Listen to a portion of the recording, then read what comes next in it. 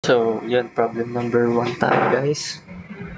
A 4-meter long cantilever beam is carrying a total uniformly distributed dead load of 20 kilonewtons per meter and a live load of 36 kilonewtons per meter. It is reinforced for tension with 6 numbers of 28 millimeter diameter rebars.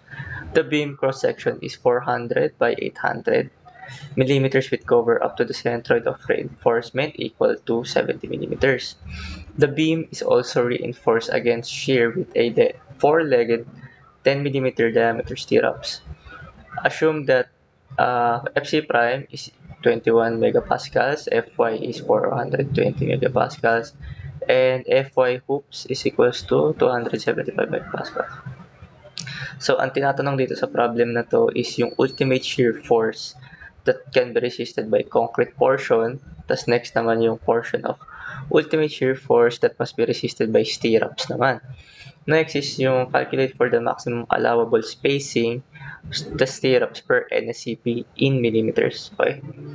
So, ganito lang siya, guys. Drawing muna natin. Solid. Yan.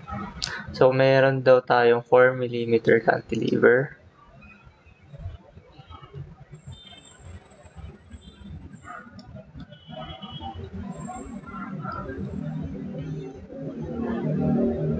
Ayan. Tapos, lagyan natin ng load. May load dyan. May load. Bale, ang sabi kasi dito, uniformly distributed load.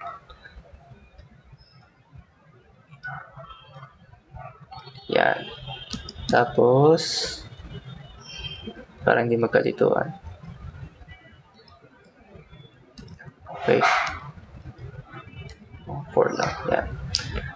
Tapos, meron daw siyang total uniformly distributed dead load. So, kapag sinasabi natin total, ito, pag sinasabi natin total, ibig sabihin nito ay kasama na yung self-weight, including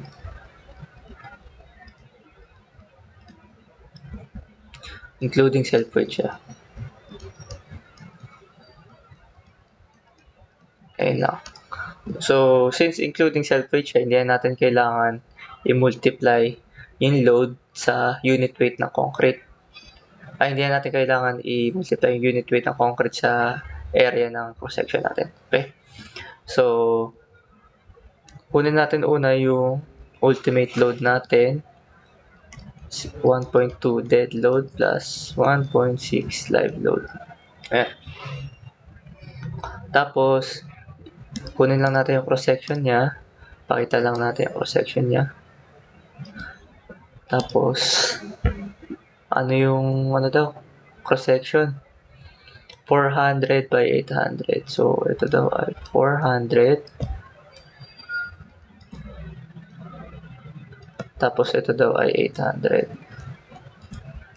Ilinya natin para mas malinis tignan. Ito daw 800.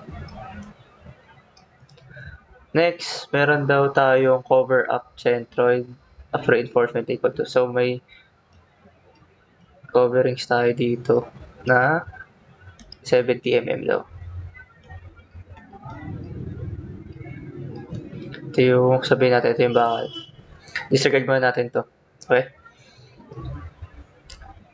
Next. Dito lagay natin kung saan yung location ng view natin, which is may distance siya from near the support. So, dito natin siya ilalagay.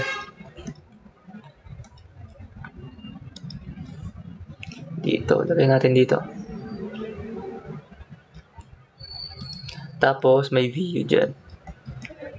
Tapos, may distance D. Ano ba yung effective depth natin? So, 800 minus 70, meron kang 730 na D.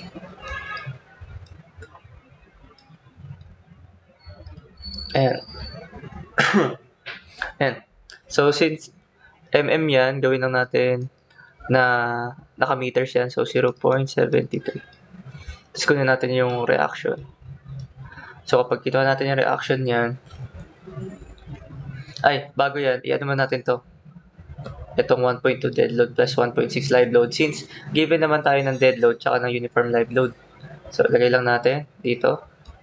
So, WU equals to 1.2 na yung dead load natin, 20 plus 1.6 live load. Ang live load naman natin ay 36 kilonewtons. Therefore, calculate natin plus 1.6 live load. 81.6 kilonewton per meter. Kilonewton per meter kasi uniformly distributed siya, no? So, kunin natin yung reaction. Paano ba kumuha ng reaction? Dapat alam nyo na yan. Pero sige, lagyan lang natin. Ang ginawa ko dito para makuha yung reaction is since 81.6 nga ito, yung kabuuan nito, o 81.6, multiply ko lang sa span niya. Eh, ang span nito ay 4 meters, di ba? Buo. Lagay na lang din natin para malinaw. Ayan, tapos lagyan lang natin ang line. 4 meters. Yeah, 4 meters siya. Okay? So, 81.6 times span lang natin. Ang reaction ay 326.4 kilonewtons. Okay.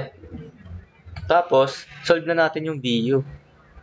Yung ultimate shear natin. So, ang VU natin, ginagawa ko lang dito, statics, nagsasubmission of forces equals to vertical lang ako, upward positive.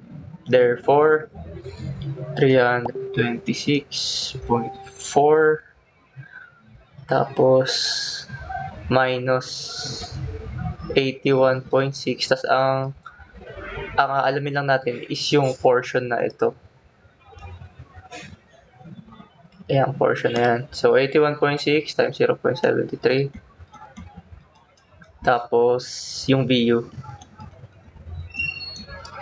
So, ang VU natin ay 326.4 minus 81.6 by 0.73.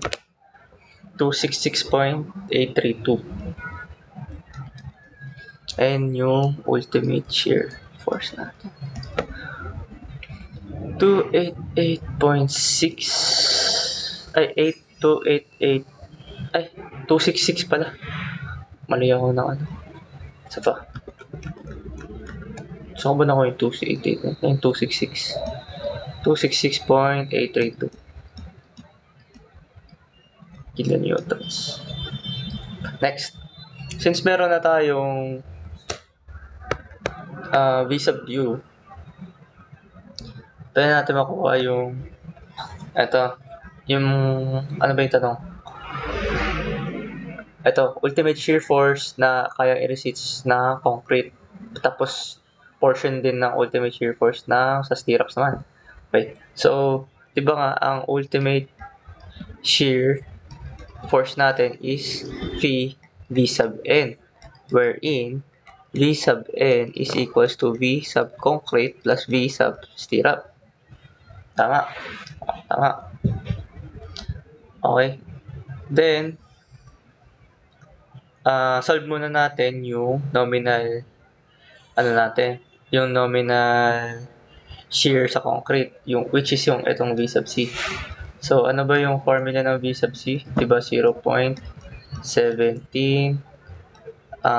lambda square root FC prime B sub W times D. Since walang sinabi, ang gagamitin natin lambda is yung standard, di ba standard, yung parang kadalasan natin ginagamit pag walang given, is yung 1. So, 0.17 times 1. FC prime natin dito ay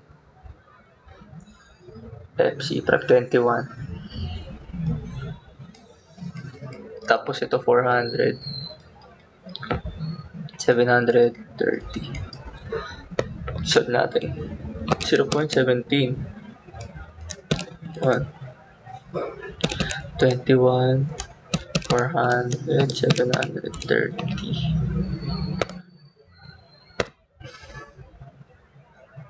Tama. 0.17 is 1. Square root to Nakalimutan ko ilagay square root. Square root ng 21. Square root 21. Ayan. 227.479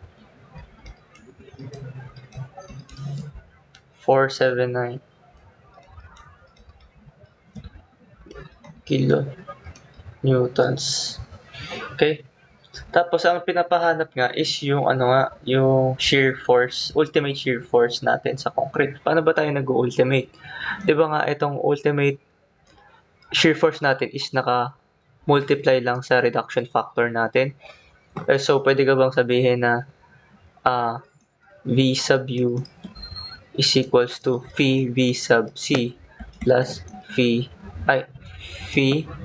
V sub S. Na, kasi naka-factor out lang naman siya dito eh. Kumbaga bale, ganito siya V sub U is equals to, diba, ito yan. Tapos V sub C plus V sub S. Ayan. Tapos parang distribute ko lang siya. Naging ganito na. Diba? So, since meron na tayo concrete shear force, pwede na natin siya i-multiply sa reduction factor, which is yung 0.75 sa shear, no? So, 227.479 is equals to 0.75 by 227.479, 170.6. 170.609.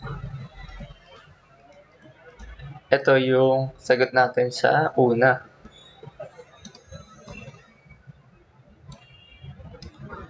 Next, sa pangalawa naman, anong ba pinapahanap sa pangalawa?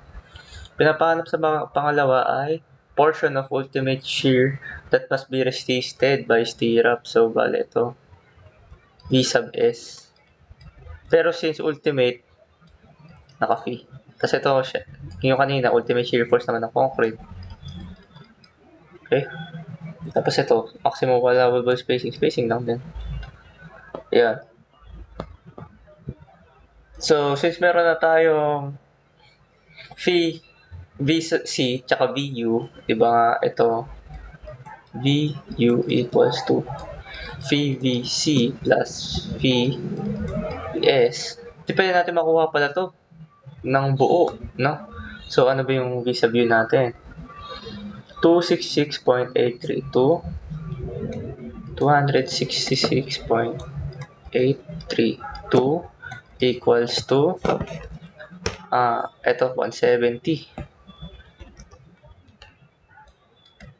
170.609 plus VVS, wherein masasolve natin ang VVS. 266.832 equals to 170.609 plus, ang nakuha ko guys ay 96.223.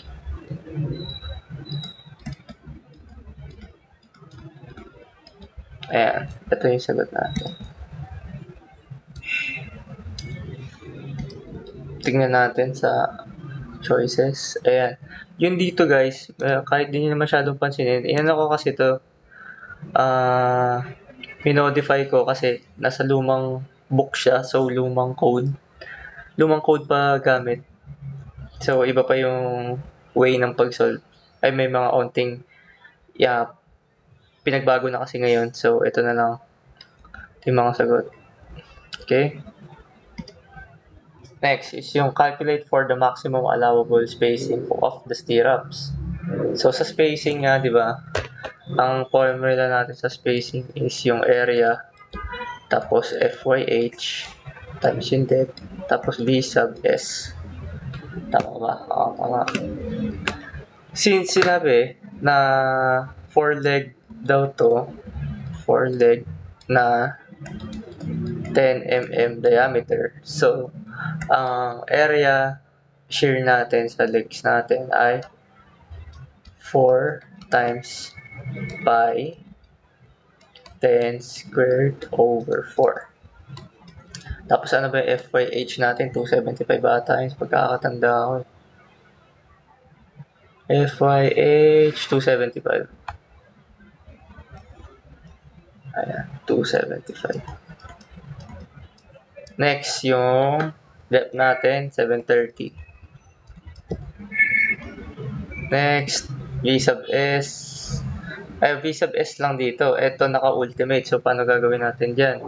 Ito naman kasi naka-multiply lang to sa reduction factor. E di yung gawin natin dito. Kunin lang natin yung V sub S. I-divide mo lang to sa reduction factor.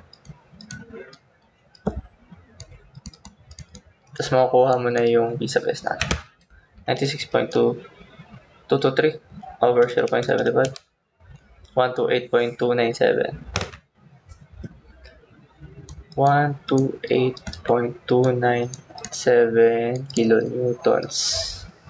So, dapat dito naka-newtons na kasi naka-millimeter na lahat dito. So, 128.297. May point pa yan eh, 0.3. Tama? 0.3333 dito. So, lalagay ko na lang yung 3 para sure. Okay? So, kung masasolve natin dyan, calculate natin 4 by pi 10 squared over 4 times 275, 730, 128, 297.3, 491.57. So, ang ginagawa dito, nagra-round down dito kasi based daw sa designer, binabawasan daw nila to ng 25. No? So, kunyari, 500 minus 25. Magiging ganun siya, 475. So, let's say na lang, nagma-minus ako dito 25, magiging 475. Sabihin natin 475 mm siya. Okay. So, itong pinakita kong yan, ito po ay required pa lang siya. Required pa lang siya. So, hindi pa siya yung mismong sagot. Ang hinahanap kasi sa atin is yung maximum. So, paano natin alamin yung maximum? Di ba nga, dun sa concept, meron tayong V sub S tapos 2VC. Aalamin natin yun kung less than or greater than. Okay? So, times 2 lang natin yung VC na nakuha natin kanina. Naka-fee na to eh. Ito tayo yung VC. 227.479.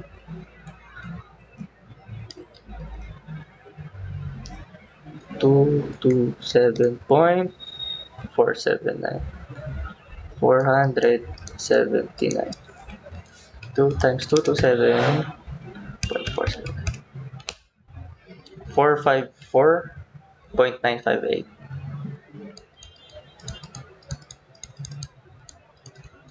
Tapos, ipagtabi natin siya sa V sub S na nakuha natin. Ano ba yung V sub S natin? 128.297.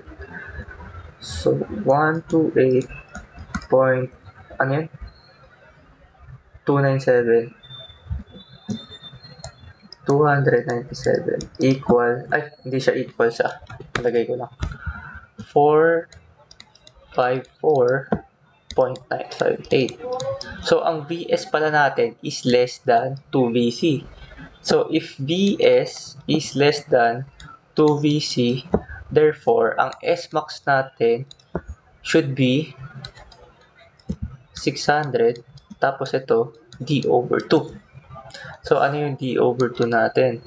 730 over 2. Ano ba yung 730 over 2? 365.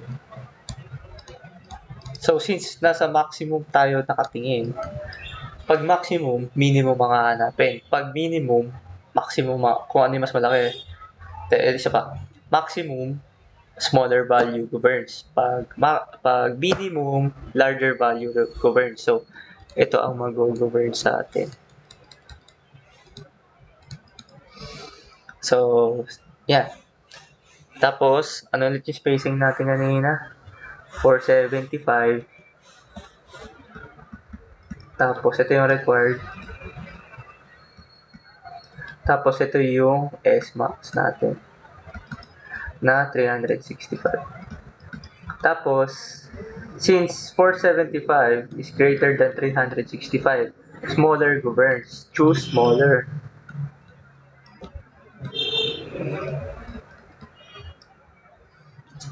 Ano ba yung smaller dito? Ito yung 365. Ang sagot natin dito ay 365. Ito. Ito yan, nakalagay pa 350. 350 daw. Ito kasi, ginawa ng ano dito, 365 nakuha natin, di ba? Nag-minus pa ng 25. Sumakto. 350. Di ba? Ganun lang naman siya, guys. Ayun. Tas may isa pa akong problem sa ipapost ko muna.